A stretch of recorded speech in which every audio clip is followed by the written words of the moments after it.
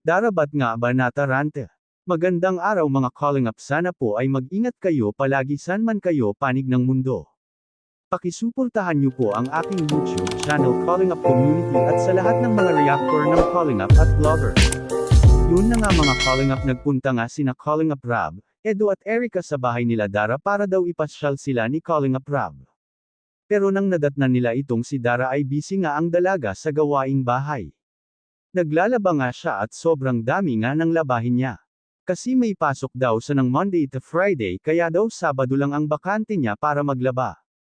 Kawawa naman itong si Dara mga calling up dahil ang bata pa niya pero siya na talaga ang nag-aalaga sa kapatid niya.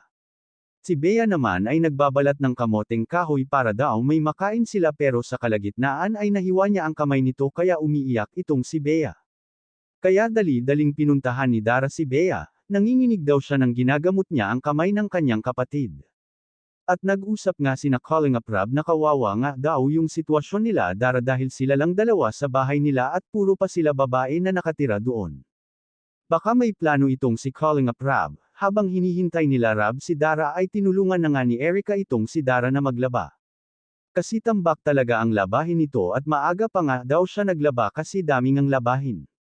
Tumulong naman din si Edo at siya ang taga-igib ng tubig.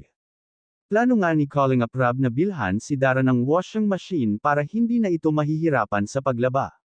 Saludo talaga kami sa iyo Dara kasi napakabait mo na bata at andyan ka palagi para alagaan mo ang iyong kapatid. At salamat naman at maraming ang tumutulong sa kanilang dalawa. Meron ngang nagpadala ng pera para sa pag-aaral nila Dara at Bea, malaking tulong na po iyon para sa kanilang kinabukasan.